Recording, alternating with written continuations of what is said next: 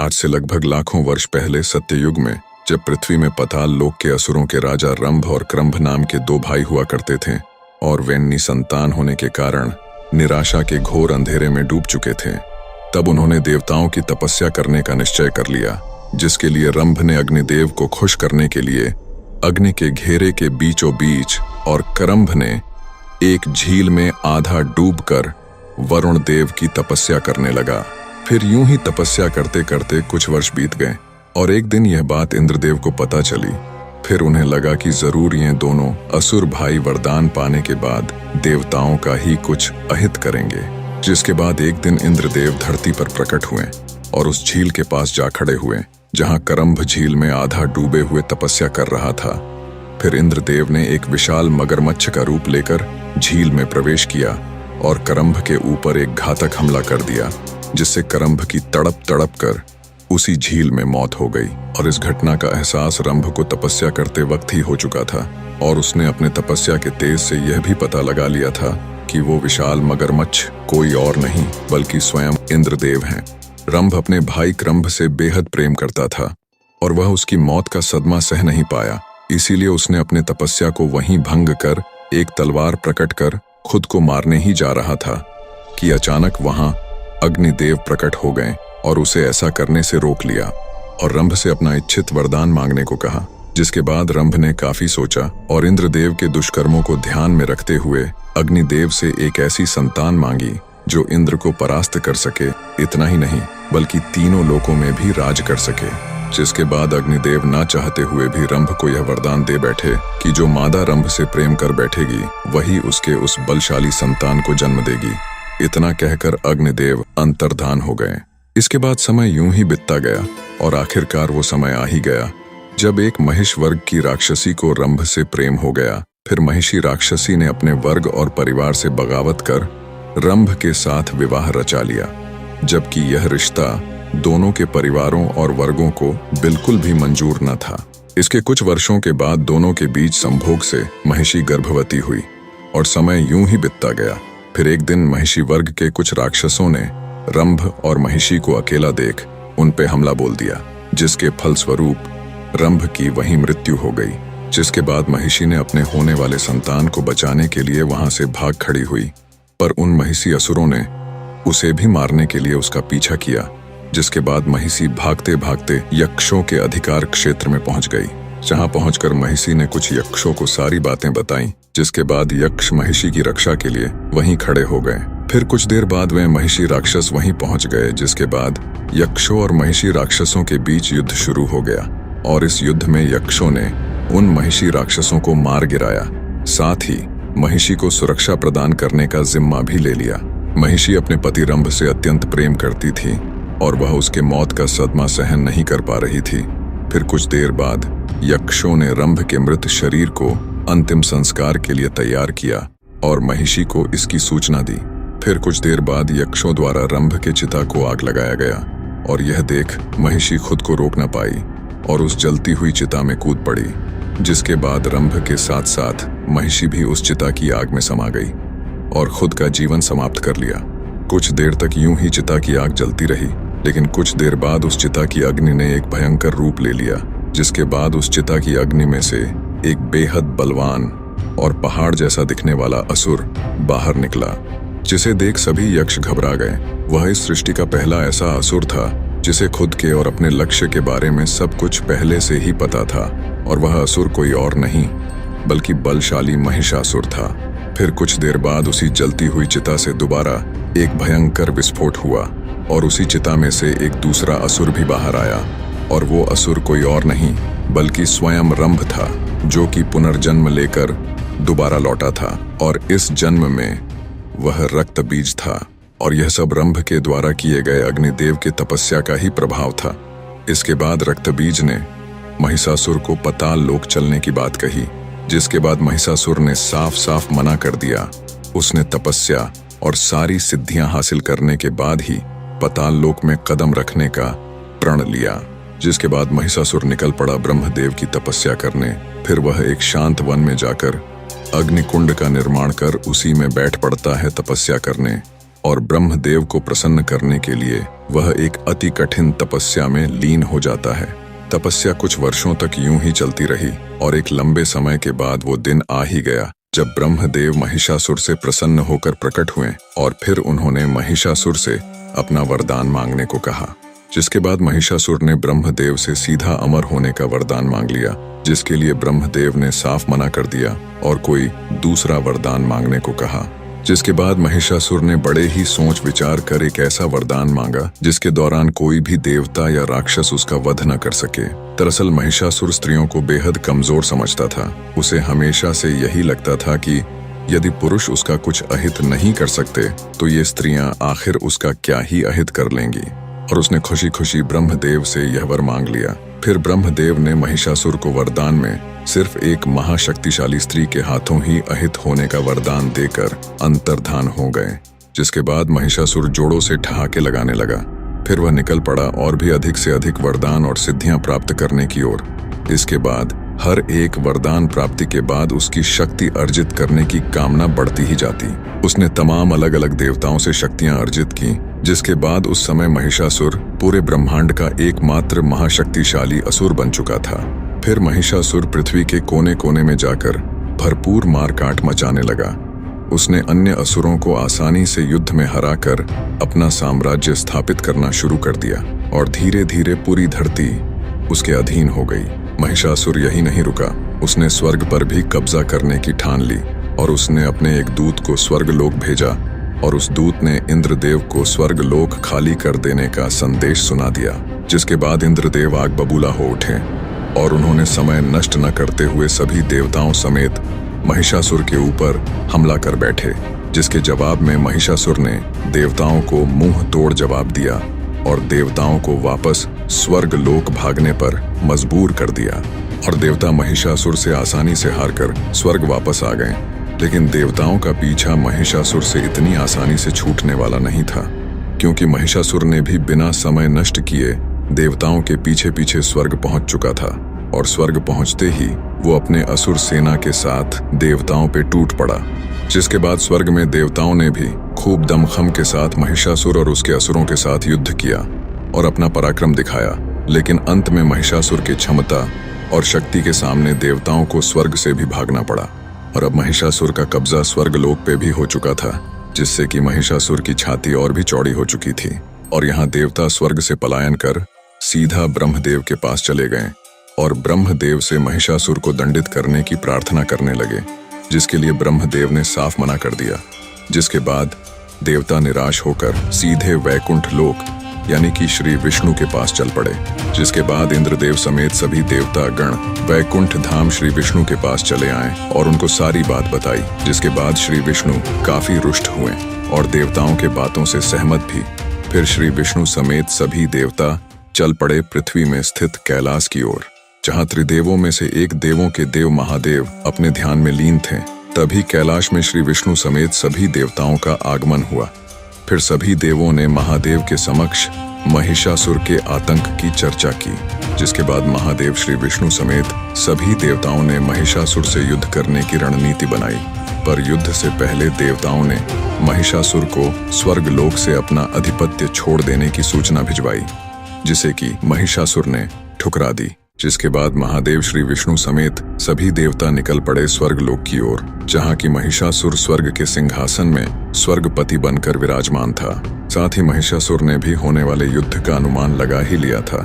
जिसके बाद उसने भी युद्ध की तैयारियां करनी शुरू कर दी और देखते देखते स्वर्ग पे देवताओं का आगमन शुरू हो गया। सभी देवताओं का नेतृत्व श्री विष्णु कर रहे थे, यहाँ तक कि महादेव भी युद्ध में हिस्सा लेने देवताओं के साथ स्वर्ग पहुंच चुके थे। जिसके बाद महिषासुर की तरफ से युद्ध का बिगुल बज चुका था। फिर देवताओं और असुरों के बीच एक भयंकर महायुद्ध शुरू हो गया। जिसके बाद श्री विष्णु समेत सभी देवता मिलकर महिषासुर और उसके प्रमुख योद्धाओं के ऊपर टूट पड़े। फिर महिषासुर ने भी देवताओं के ऊपर बेहद शक्तिशाली प्रहार करना शुरू कर दिया। महिषासुर इंद्रदेव समेत कई देवताओं पर अकेले ही भारी पड़ने लगा।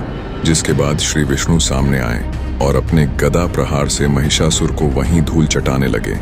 जिसके बाद महिषासुर एक भैंस का रूप लेकर चल रहे युद्ध के बीच ओझल हो गया और फिर अपने स्पष्ट रूप में आकर देवताओं पे दोबारा से टूट पड़ा, जिससे कि कई देवता जोखिम हो गए और यहाँ महादेव अपने त्रिशूल से महिषासुर के आसुरी सेनाओं को मिट्टी में मिलाते जा रहे थे।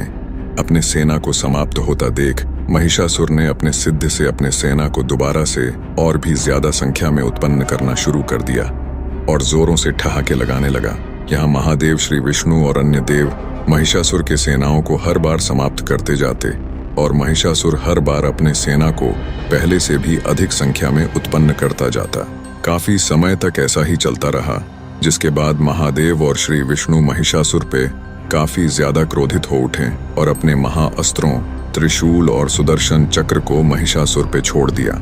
जिसके बाद महादेव के हाथ से निकला त्रिशूल और श्री विष्णु के हाथ से निकला सुदर्शन चक्र महिषासुर के शरीर से टकराकर वापस अपने स्वामी के ही पास लौट गए, क्योंकि महिषासुर की रक्षा स्वयं ब्रह्मदेव की वो शक्तियां कर रही थी जो महिषासुर ने ब्रह्मदेव से वरदान के रूप में अर्जित की थी। फिर यह देख सभी देवता अचंभे में पड़ चुके थे और वहां महिषासुर जोरों से ठहाके लगाए जा रहा था।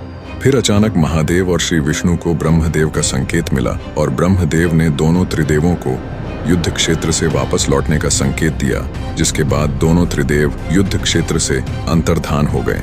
फिर यह देख सभी देवता भी युद्ध क्षेत्र से दोनों त्रिदेवों के पीछे पीछे चले गए। जिसके बाद महिषासुर और उसकी असुर सेना हर्ष उल्लास से इस महायुद्ध को जीतने का जश्न मनाने लगे और यहाँ महादेव, श्री विष्णु समेत सभी देवता कैलाश पहुंचे और इसके बाद वहां ब्रह्मदेव भी प्रकट हुए। जिसके बाद महादेव ने ब्रह्मदेव से युद्ध क्षेत्र से वापस बुलाने का कारण पूछा। जिसके बाद ब्रह्मदेव ने महिषासुर को वरदान में दिए गए शर्त के बारे में सभी देवों को दोबारा से याद दिलाया, जिस पे देवताओं ने जवाब दिया कि यह बात तो सभी देव पहले से ही जानते थे, पर वे कर भी क्या सकते हैं। सृष्टि में ऐसी कोई स्त्री है ही नहीं जो महिषासुर के समक्ष ठहर सके। जिस पे ब्रह्मदेव ने कहा कि महिषासुर का अंत करने के लिए एक ऐसी स्त्री होनी चाहिए जिसके पास सभी देवताओं की कुछ कुछ शक्तियां मौजूद हों और उस स्त्री के पास सभी देवताओं की शक्तियों को एक साथ संभाल पाने और उसका सही से इस्तेमाल कर पाने की क्षमता भी हो। जिस पे देवों ने पूछा कि आखिर इस सृष्टि में ऐसी स्त्री है ही कौन। जिसके बाद ब्रह्मदेव के मुंह से देवी पार्वती का नाम निकल पड़ा और उन्होंने कहा कि इस सृष्टि में एकमात्र देवी पार्वती ही हैं जो सभी देवताओं की शक्तियों को एक साथ संभाल सकती हैं और उसका सही से उपयोग भी कर सकती हैं। फिर महादेव और श्री विष्णु समेत सभी देव काफी प्रसन्न और उत्साहित हुए। जिसके बाद देवी पार्वती स्वयं का नाम सुनकर सभी देवों के समक्ष आ खड़ी हुई और सभी देवों ने देवी पार्वती को अभिवादन किया। जिसके बाद देवी पार्वती ने भी सभी देवों को अपना अभिवादन दिया। साथ ही सृष्टि के कल्याण के लिए स्वयं को चुने जाने के लिए ब्रह्मदेव का आभार और खुद को अति भाग्यशाली भी बताया। जिसके बाद महिषासुर से एक महाप्रलयंकारी युद्ध करने के लिए महादेव ने देवी पार्वती को अपना त्रिशूल प्रदान किया। इसके बाद श्री विष्णु ने भी देवी पार्वती को अपना सुदर्शन चक्र प्रदान किया। इंद्रदेव ने अपना वज्र प्रदान किया। इसके बाद सूर्य देव ने अपने रोमकूपों और किरणों का तेज भरकर एक ढाल, इसके अलावा दिव्य तलवार और दिव्य सिंह देवी के सवारी के लिए प्रदान किया। इसके बाद विश्वकर्मा देव ने देवी को एक अभेद कवच प्रदान किया, साथ ही अनेकों अस्त्र भी प्रदान किए और अंत में सभी त्रिदेव समेत समस्त देवों ने अपने अपने शक्तियों का कुछ अंश देवी को प्रदान किया। फिर देवी पार्वती ने अपना वास्तविक रूप लिया, महाशक्ति देवी दुर्गा का, और यहाँ महिषासुर स्वर्ग लोक से ऊबकर अब पृथ्वी में ही रहते हुए तीनों लोकों का स्वामी बन बैठा था। पूरे ब्रह्मांड में महिषासुर की ख्याति चल पड़ी थी। वह पृथ्वी समेत पूरे ब्रह्मांड में ज्यादातर राज्यों को जीतकर उनका स्वामी बन बैठा था। और एक दिन जब वह अपने सिंहासन में बैठे अपने असुर सैनिकों को कहीं आक्रमण करने की आज्ञा दे ही रहा था, तभी अचानक उसके राज्य की जमीन थर्राने लगी, जैसे कि कहीं भूचाल आया हो। पर जब वह अपने महल के बाहर निकला तो उसने देखा कि उसके असुर सैनिकों में भगदड़ मची हुई है। इसके बाद उसका ध्यान दूर से आ रहे विशाल सिंह पे सवार एक विशालकाय स्त्री पे गया, जिसके अनेकों भुजाएं थीं, बेहद लंबे बाल हवा में लहरा रहे थे और पूरा जमीन उस स्त्री के आगमन से ही थर्रा उठा था। उस सिंह पे सवार स्त्री को देख महिषासुर अचंभे में पड़ चुका था और वह समझ चुका था कि वह स्त्री अब सीधे उसके राज्य पे ही हमला करने वाली है। फिर महिषासुर ने उस विशालकाय स्त्री को रोकने के लिए अपने सेनापति त्रिनेत्र को लगभग 5 लाख असुर सेना के साथ भेज दिया। फिर त्रिनेत्र और उसके असुर सैनिक उस विशालकाय स्त्री के समीप पहुंच तो गए, पर देवी दुर्गा के समक्ष क्षण भर भी टिक न पाए। देवी दुर्गा ने मात्र अपने कुछ प्रहार से ही त्रिनेत्र समेत उसके लाखों असुर सैनिकों को वहीं मौत के घाट उतार दिया। और महिषासुर दूर अपने महल में खड़े खड़े यह सब होता हुआ देख रहा था, पर उसे अपनी आंखों पे विश्वास नहीं हो रहा था। फिर कुछ देर बाद जब देवी दुर्गा उसके महल के पास आईं और महिषासुर को युद्ध के लिए ललकारने लगीं, तब महिषासुर देवी दुर्गा के बेहद सुंदर रूप को सामने देख काम वासना से भर उठा। फिर वह देवी दुर्गा के समीप गया और उनके सामने सीधा विवाह का प्रस्ताव रख दिया, जिसके बाद देवी दुर्गा महिषासुर पे काफी क्रोधित हो उठी और दोबारा से उसे युद्ध करने को कहने लगी। जिसके बाद महिषासुर जोरों से ठहाके लगाने लगा, जिसपे देवी दुर्गा का क्रोध और भी उग्र हो उठा। फिर महिषासुर ने देवी दुर्गा से यह बात कह दी कि वह स्त्रियों को युद्ध करने योग्य तो समझता ही नहीं, बल्कि स्त्रियां तो सिर्फ पुरुषों के काम वासना की पूर्ति के लिए ही होती हैं। जिसपे देवी दुर्गा के अंदर क्रोध की ज्वाला जलनी शुरू हो गई। पर फिर देवी दुर्गा ने अपने क्रोध को शांत करते हुए बेहद चतुराई से काम लिया। उन्होंने महिषासुर के समक्ष एक प्रस्ताव रखा कि यदि महिषासुर उन्हें युद्ध में हरा देता है तो वो स्वयं खुशी खुशी उससे विवाह कर लेंगी। फिर यह सुनकर महिषासुर जोरों से ठहाके लगाने लगता है और बेहद उत्सुकता के साथ युद्ध के लिए सहमत भी हो जाता है। जिसके बाद महिषासुर भी खुद का आकार देवी दुर्गा के इतना ही विशालकाय बना लेता है, पर उसकी ऊंचाई देवी दुर्गा के समान नहीं बन पाती और महिषासुर कद में देवी दुर्गा से छोटा ही रह जाता है। जिसपे देवी दुर्गा मुस्कुरा पड़ती हैं और महिषासुर दांत पीसते रह जाता है। फिर महिषासुर अपनी तरफ से पहला वार देवी दुर्गा पे कर ही देता है। वह देवी दुर्गा पे अपनी आंखों से बेहद घातक रोशनी से लगातार वार करता जाता है, जिसे देवी दुर्गा अपने ढाल से रोकने लगती हैं। फिर देवी दुर्गा अपने ढाल से महिषासुर के वार को रोकती हुई उसके ऊपर दिव्य अग्नि का प्रयोग करती हैं, पर दिव्य अग्नि से महिषासुर को कुछ खास नुकसान नहीं पहुंचा पाती। जिसके बाद देवी दुर्गा अपने तलवार से महिषासुर पे एक तेजदार वार करती हैं, जिससे कि उसका कंधा घायल हो जाता है। फिर महिषासुर देवी दुर्गा का ध्यान भटकाने के लिए अपने सिद्ध से लाखों असुरों को उत्पन्न कर देवी दुर्गा को युद्ध में व्यस्त कर देता है। इतनी बड़ी संख्या में असुर सेना को हथियारों सहित एक साथ में सामने आता देख देवी दुर्गा ने एक जोरदार गर्जना भरते हुए अपने सिंह में सवार होकर उन लाखों असुरों पे टूट पड़ी। और यह महायुद्ध होता हुआ पूरा ब्रह्मांड बड़ी उत्सुकता के साथ देख रहा था। देवी दुर्गा ने तेज गति में दौड़ते हुए सिंह में बैठे बैठे ही अपने तलवार और सुदर्शन चक्र से असुरों का संहार करने लगी। इतनी विशालकाय महावीरांगना को देख पूरी असुर सेना कांपते हुए पीठ दिखाकर तेजी से भागने लगी, पर देवी दुर्गा ने किसी को भी भागने नहीं दिया, बल्कि सभी का संहार कर अशांत युद्ध भूमि को पूरी तरह से शांत बना दिया। जिसके बाद पूरे शांत युद्ध भूमि में हर जगह सिर्फ धूल ही धूल उड़ने लगे थे। फिर देवी दुर्गा उस धुंधले पड़े युद्ध भूमि में महिषासुर को ढूंढने लगी, पर महिषासुर कहीं भी नजर नहीं आ रहा था। पर अचानक महिषासुर ने देवी दुर्गा के पीछे से आकर एक तेजधार दिव्य तलवार से उनकी भुजाओं पर वार कर दिया, जिससे कि देवी दुर्गा कुछ हद तक घायल भी हो गईं और देवी दुर्गा ने क्रोध में आकर उसके पीछे सुदर्शन चक्र को लगा दिया।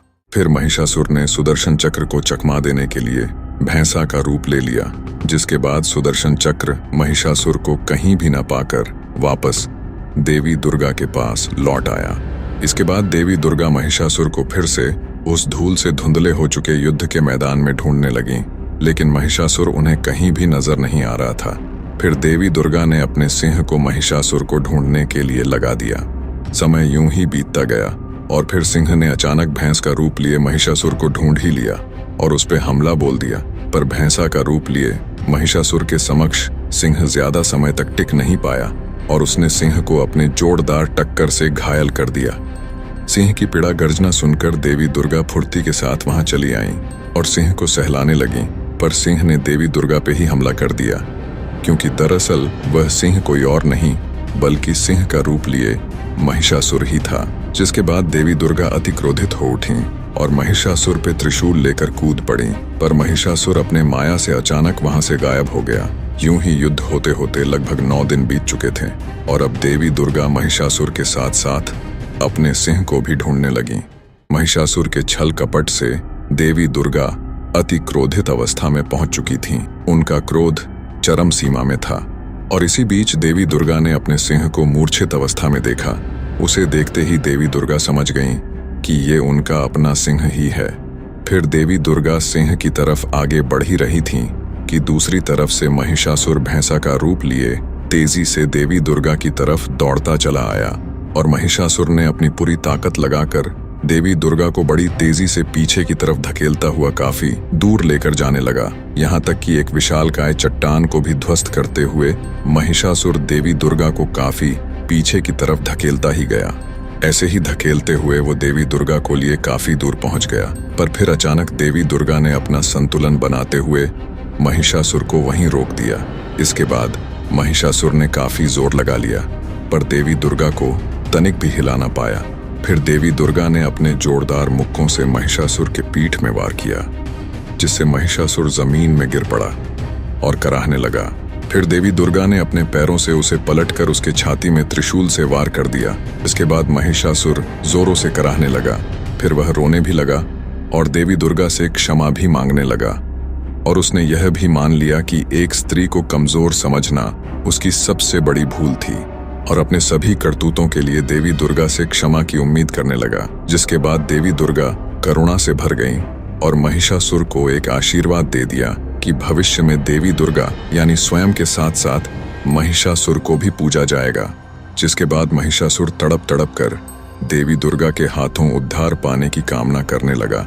जिसके बाद देवी दुर्गा ने उसके कामना को पूरा करते हुए अपने तलवार के एक ही वार से महिषासुर का सिर धड़ से अलग कर दिया। फिर तमाम देवी देवताओं ने देवी दुर्गा के ऊपर फूलों की वर्षा कर दी, क्योंकि पूरा ब्रह्मांड महिषासुर के आतंक से मुक्त हो चुका था। और साथ ही सभी देवी देवताओं ने देवी दुर्गा को एक और नया नाम दे दिया, जो कि कहलाया महिषासुर मर्दिनी। इसके बाद देवी दुर्गा खुशी खुशी अपने सिंह के पास जाकर उसके सिर पे हाथ रखकर उसे अचेत कर उसे पहले जैसा ताकतवर बना दिया और फिर उस पे बैठ चल पड़ी कैलाश की ओर।